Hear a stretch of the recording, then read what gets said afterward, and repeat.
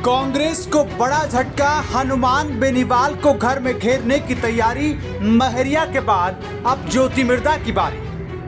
राजस्थान में कांग्रेस और भाजपा के लिए जाट समुदाय हमेशा खास रहा है। वजह भी बेहद खास है क्योंकि हर 5 साल बाद होने वाले चुनाव में करीब 30 से 40 विधायक जाट समुदाय से चुनकर आते हैं।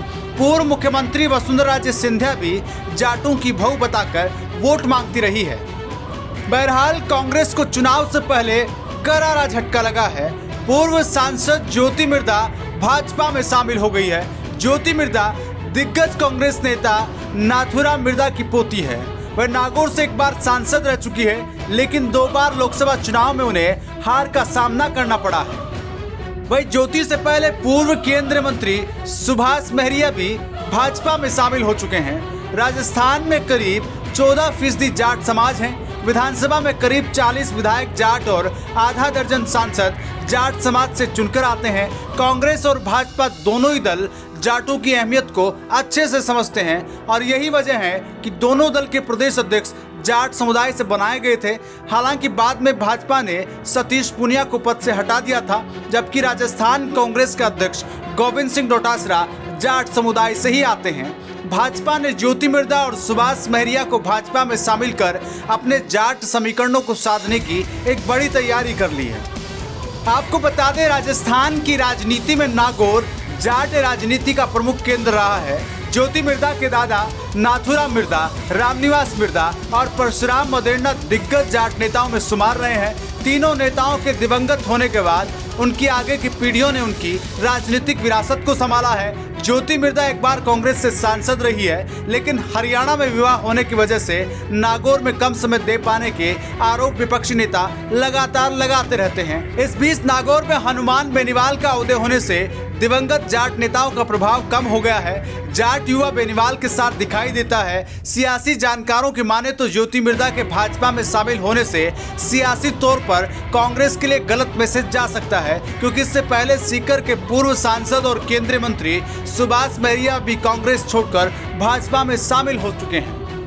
अगर राजस्थान में जाट फैक्टर की बात करें तो करीब 12 से 14% वोट बैंक वाला जाट समाज अपनी एकजुटता के चलते सभी दलों पर भारी पड़ता रहा है।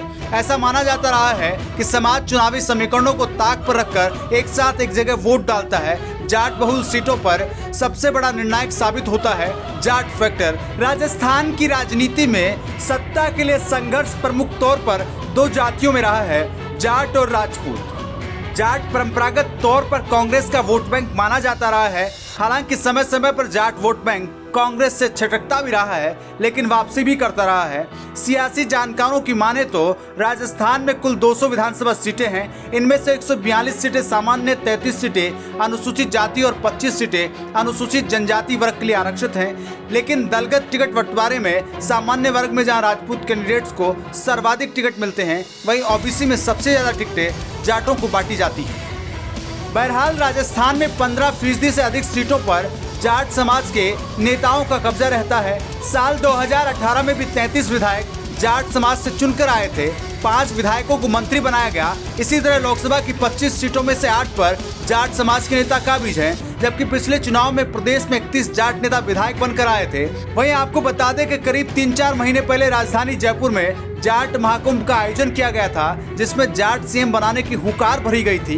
भाजपा जाटों की अहमियत को अच्छे से जानती है, इसलिए विधानसभा चुनाव 2018 में हनुमान बेनीवाल की आरएलपी पार्टी से गठबंधन किया था। भाजपा ने 2014 में अपनी जीती हुई एक सीट भी छोड़ी थी। अब ये देखने वाली बात होगी कि पूर्व केंद्रीय मंत्री और सांसद सुभाष महरिया और ज्योति मिर्धा के भाजपा में आने के बाद कांग्रेस के साथ साथ हनुमान बेनीवाल को कितना नफा और नुकसान होता है।